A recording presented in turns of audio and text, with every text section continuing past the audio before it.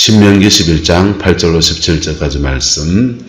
그러므로 너희는 내가 오늘 너희에게 명하는 모든 명령을 지키라. 그래야면 너희가 강성할 것이요 너희가 건너가 차지할 땅에 들어가서 그것을 차지할 것이며, 또 여호와께서 너희 조상들에게 맹세하여 그들과 그들의 후손에게 주리라고 하신 땅, 곧 젖과 꿀이 흐르는 땅에서 너희의 날이 장구하리라.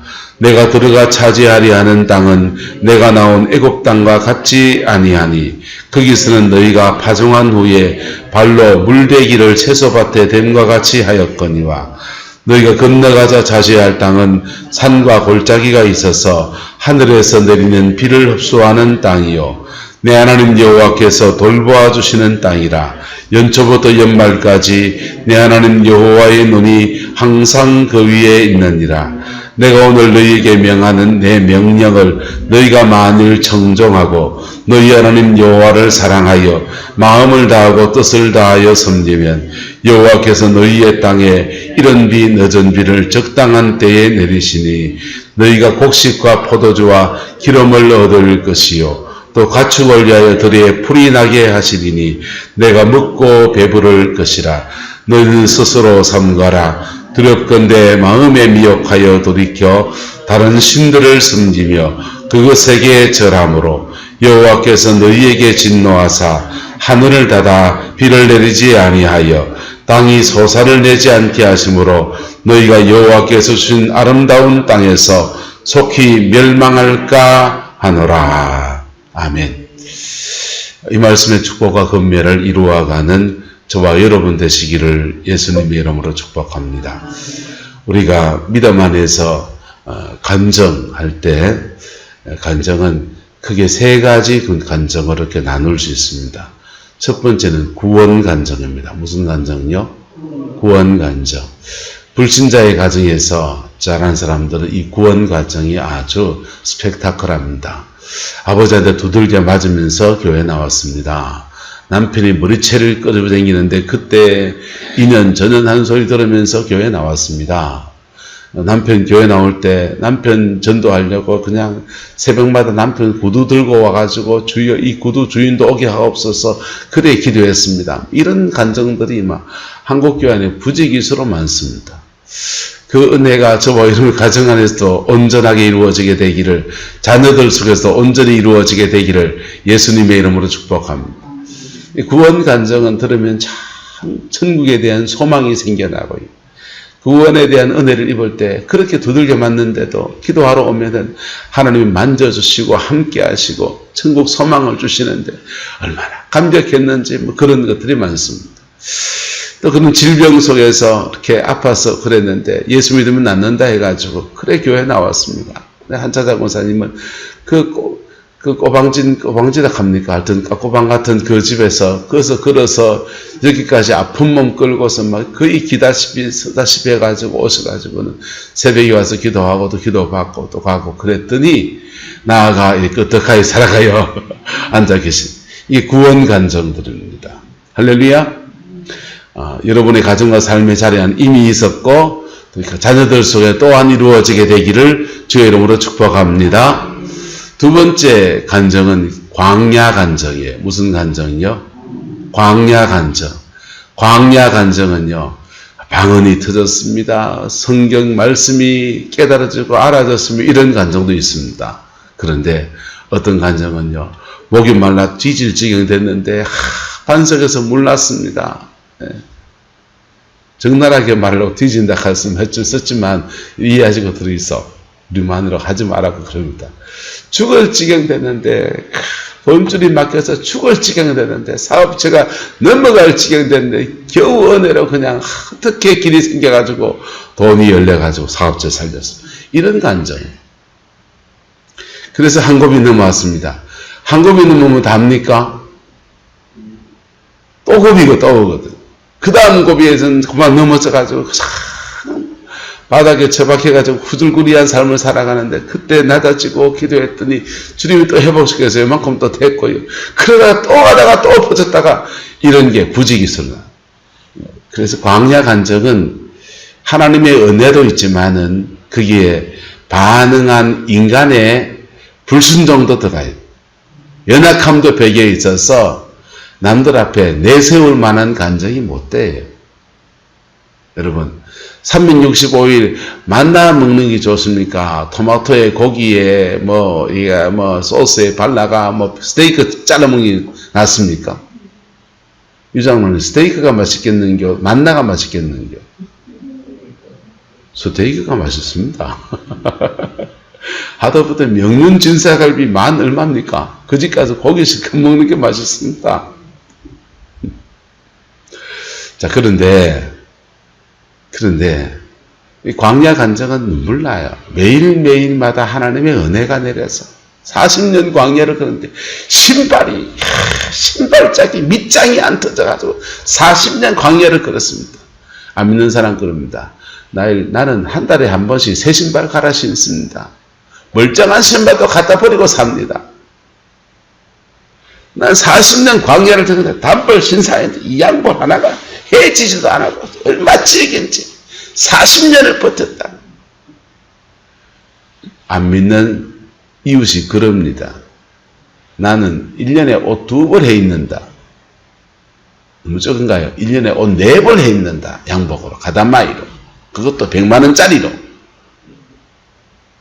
여러분,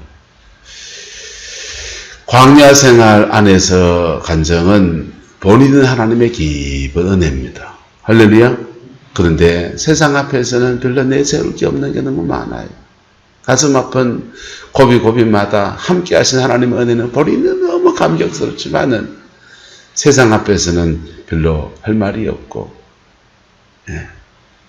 울었던 기억, 기도했던 기억, 영적인 어려움 속에서 헤쳐가려고 몸부림쳤던 그런 기억들, 낮아지고 또 낮아지고 또 낮아진 쪽에서 하나님 바라보는 그 눈물의 기도들, 이게 광야 생활의 간증들. 그런데 광야의 간증이 끝나고 나면 그 다음부터는요, 가나안 간증이 시작됩니다. 할렐루야. 가나안 간증은 크게 2개로 나눠져요. 정복할 때 간증과 정복 이후의 간증입니다. 정복할 때 간증이 뭡니까? 하나님의 은혜로 저 여리고 성을 향해 갔더니 우리는 그저 돌기만 했는데 7바퀴, 하루에 1바퀴씩 가는 마지막 날은 막날은 그냥 7바퀴를 돌았는데 그 성이 척피덕 무너지다니. 그 붉은 줄 매단 그 기생 라합 한 사람 살고 나머지 다 죽었다. 우리는 그 성을 침도 안 붙이고 손에 물도 안 붙이고 침발라놨던 건 그냥 넙석 차지했다. 그게 여리고 정복 강정이에요. 북조 왕들 연합해서 막 싸우러 몰려들었습니다. 하나님이 연합군대가 모여든다고 하는데 갑자기 하나님이 지혜를 주십니다. 너희들 빨리 올라가라.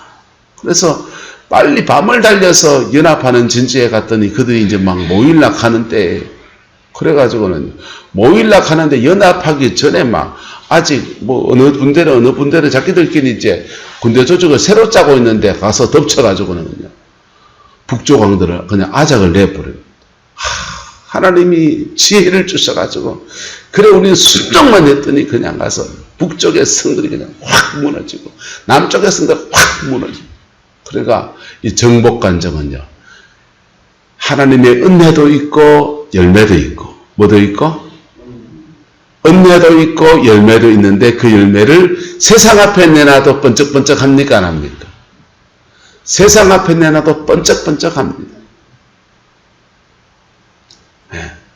이 민족이 임진왜란, 일제 36년 구원받고 난 뒤 일제 36년 6.25 전쟁, 그리고 이어지는 밀가루 푸대기 얻어먹는 그 고난의 시간들, 이 광야 생활 간증, 그때 함께 하신 하나님, 그때 6.25 전쟁 중에 나라가 다 그들날락하고 부산만 딸랑 남아있는데 그때 유엔군이 참전할 수 없게 됐잖아요. 원래요. 소련이 반대하면 못 들어와요. 근데 소련 사람 갑자기 그 회담장에 늦어가지고 4개국이 연합해서 통과시킨 거예요. 유엔군 참전을. 소련이 반대할 거를, 그것도 참 기적 같아요. 대한민국과 북한, 조선인민공화국 인민민주주의 공화국인가 한 그 나라하고 그하고 둘이 이제 유엔 가입이 되는 문제를 파리에서 협약을 하는데 대한민국이 가입하려고 하니까 소련 대표가 계속 필리버스터 연설을 끊이지 않는 겁니다. 안 되는 이유를 쫙 합니다. 회의가 진행이 안 돼요. 소련 사람 내려가면 그 다음 동독, 헝가리 사람 와가지고 동유럽의 공산주의 국가들이 계속 필리버스터에서 연설해가지고 몬토르게 회의가 진행이 안 됩니다. 그런데 소련 대표가 연설할 타이밍에 이분이 배가 아픈 거.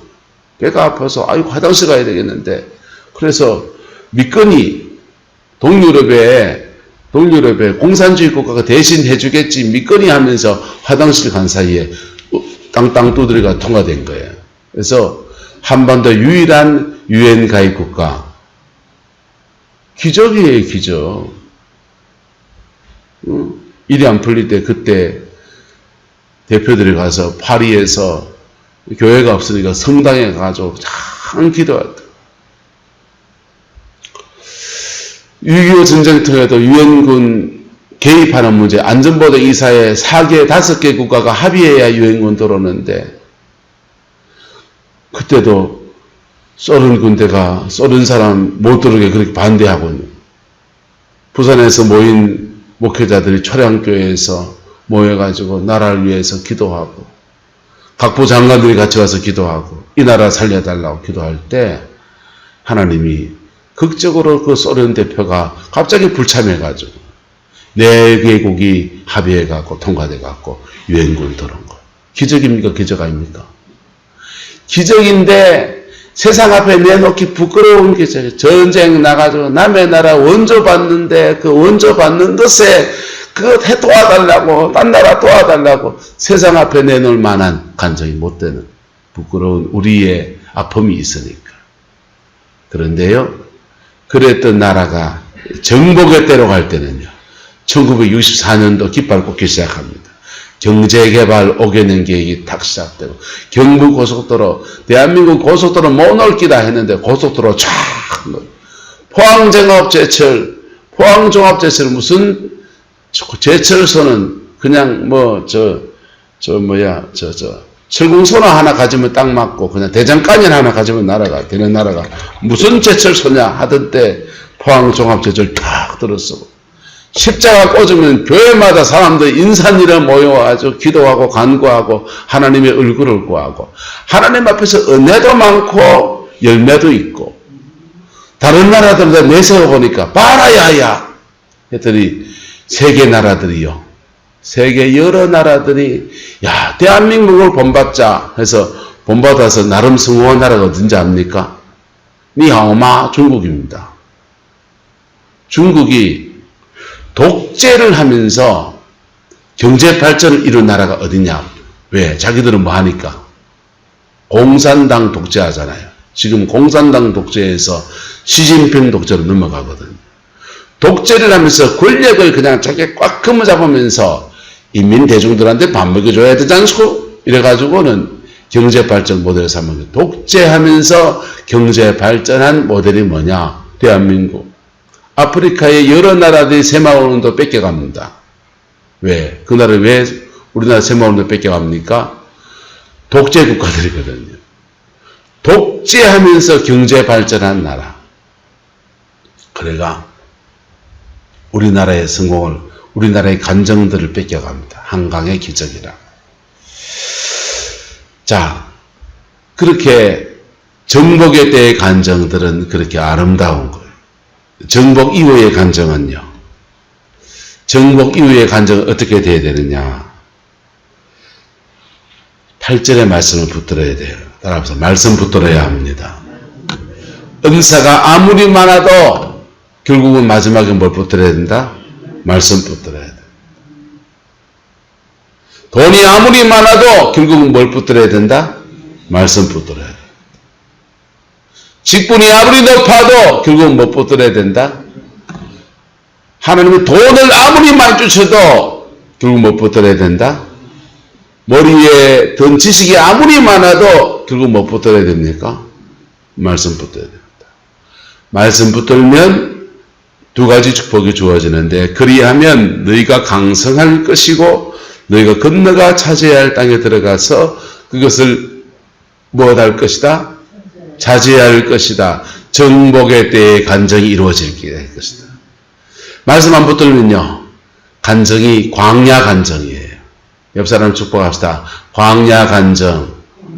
그마시더. 광야 간정 그마시더. 뚜디 맞았는데 회복시키시고 낮아졌는데 높여주시고 그런 간정 그마시더. 나도 그 간정 하려면 눈물 나고 할 말 많지만은 부끄러워서 못하겠니다. 근데요, 정복 간정은요, 신난다. 정복 간정은 신난다. 말씀을 전했더니 사람들이 회개하고, 목사로 말하면 교회가 복음을 전했더니 받아들이고 회개하고 돌아오고 구원의 역사가 일어나고 얼마나 숫자가 늘어나는데 예배당이 작아갖고 저 무슨 주민센터 빌려가지고 예배드리다 그것도 모자라가지고 큰 성전을 짓고 어쩌고 부흥회 다니고 이런 게 이제 목사들이 이제 그의 가난에 들어간 간정들입니다. 자, 그 다음 정복 이후의 간정이 어떻게 되어야 되느냐. 또 여호와께서 너희 조상들에게 맹세하여 그들과 그들 후손에게 주리라고 하신 땅 곧 젖과 꿀이 흐르는 땅에서 너희의 날이 뭐하리라? 장구하리라. 박근혜 대통령이 대표로 있을 때, 그 보수당의 대표로 있을 때에 그때 선거에 크게 이겼습니다. 크게 이기고는 그들이 이제 건배를 했어요. 건배사가 먼저 합니까? 이대로! 그랬어요. 한번 따라 합시다. 대한민국 이대로! 가정축복 이대로! 자녀구원 이대로! 육신건강 이대로! 여러분의 가정 안에서 젖과 꿀이 흐르는 땅에서 여러분의 날이 장구하리라. 이 말씀이 이루어지게 되기를 축복합니다. 근데 우리나라가 지금 장구할 것 같습니까? 쪼그라들 것 같습니까?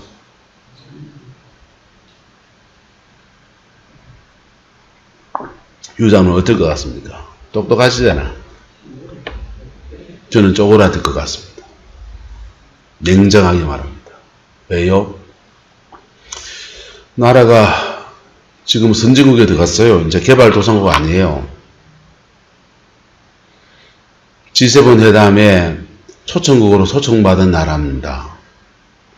세계에 7개 선진국 대회에 초청들이 모여서 회의하는데 초청받은 인도하고 우리나라 초청이 됐습니다. 인도는 영국 연방 안에 있기 때문에 영국이 그냥 회원국으로 초청을 하는 거예요. 그런데 우리나라는 그런 인도 영국 연방국가도 아닌데 초청이 됐어요. 선진국이란 말입니다. 세계 7개, 8개, 10번째 안에 들어가는 잘 나가는 나라라는 말입니다. 경제로 말하면 이대로 어느 나라는 베트남 같은 나라는 코로나 백신이 없어서 현대 LG그룹에 백신 사격 돈 좀 내놔라 3억 내놓고 삼성에 백신 사격 돈 내놔라 5억인가 내놓고 SK이노베이션한테 백신 사격 돈 좀 내놓고 기업 찬조하십시오 해가 3억을 내놓고 그래가 국민들한테 백신을 맞추는데 호치민시의 시민들 우선하고 맞추다 보니까 LG 공장 있는 데는 백신이 안 들어오거든요. 우리나라는요, 백신은 다 뭘로 맞추고, 공짜로 맞춰주고, 아직 적게 들어와 수입 물량이 적어서 그렇지. 그리고도 전 국민한테 재난지원금을 80% 주느냐, 100% 주느냐. 그거 갖고 옥신각신하고 앉아있습니다. 그리고 다른 나라들은요, 80% 주냐, 110% 주느냐, 선진국들 얘기예요. 딴 나라는요, 백신 살 돈도 없어가지고 외국 기업체들한테 찬조해가지고 그거 갖고 백신 살락한다고. 잘 산다고 이 나라가 지금요. 내가 왜 억울하단다 하냐. 이 모든 것에 역사를 주관하시는 하나님의 은혜가 있는 건데 그 은혜가 지금 곤두박질 치고 있다. 그 은혜가 지금 떨어지고 있다. 하나님의 은혜가 떨어지면 길이 점점 더 막히기 시작해. 하나님의 은혜가 역사하면 확 풀어져요. 유럽 같은 나라들요. 그 나라들은 은혜가 떨어져도 버티는 게 있어요. 뭘 버티느냐. 교회 다니는 사람 100명 중에 3명도 안 돼요. 근데 은혜가 떨어져도 버틸 수 있는 힘이 있어요. 뭔지 압니까? 중세 1000년 동안에 그들의 문화, 삶의 방식 전체가 기독교 문화예요. 우리나라는요, 복음이 들어온 지 고작 해서 120년, 130년밖에 안 됐어요. 기독교 문화가 삶의 자리에 토착화가 안 돼 있어요. 기독교 윤리가 토착화가 안 돼 있어요. 유럽이나 미국이 지금 위험한 건 뭐냐면 그 나라의 지식인들, 하버드 대학교 철학과 교수들, 이 사람들이 힌두교 신자가 들어가면서 해체주의를 외치고 있는 거예요. 서구윤리를 무너뜨리는 거예요. 서구윤리의 근간은 뭐에 있습니까? 기독교 정신에 있거든요. 서구윤리를 무너뜨려서 그 윤리를 무너뜨리고 윤리를 해체하는 거예요. 세계관을 무너뜨리는, 기독교 세계관을 무너뜨리는 거예요. 그래서 우리나라에서 대표적으로 전 세계에 나타나는 현상이 동성애의 문제예요. 하나님이 죄라고 하는 것을 우리가 죄가 아니다면 죄가 아니다는 거예요. 신중심적 윤리는 뭐냐면 하나님이 죄라고 하는 것이 죄예요. 인간 우중적 윤리는 뭔지 압니까? 니하고 내하고 합의해가지고 죄를 지었다. 그게 뭐 죄고? 니캉 내캉 줬고 남한테 피해 안 줬는데 남자와 남자가 여자와 여자가 동성섹스를 했는데 둘이 합의해가 서로 좋아가 했는데 그게 무슨 죄고? 이게 무신론적 윤리, 해체주의의 표상인 거예요.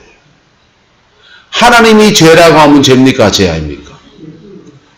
기독교 윤리는요, 하나님이 죄라고 한 게 죄인 거예요. 서구사회가 중세 1000년 기독교가 쇠퇴해지고 약해져 있지만은 1000년 동안 몸에 배인 기독교 윤리가 그들의 문화 속에 팍팍 박혀 있는 거예요. 그런데 그게 무너지는 거예요. 근데 우리나라는요, 대한민국은 복음이 들어온 지 14년, 120년, 30년밖에 안 됐어요. 그래서 기독교 문화가 세상에 뿌리 내려지지 않아요. 저는 남미에 선교사를 가려고 했어요. 남미 가보니까 복음하는 한국이 필요하더라. 남미 가보니까요, 개신교 인구 15%, 개신교 인구 15%인데 개신교 인구 바깥에 80%의 사람들이 뭐냐? 캐톨릭이에요. 나머지 5%가 무신론자들이에요. 우리는요, 개신교 인구 15% 내지 20%, 좀 적은 데는 10%, 조금 적은 데 8%. 그런데 개신교 인구 바깥에가 캐톨릭입니까? 불교 신자입니까? 무속인입니까?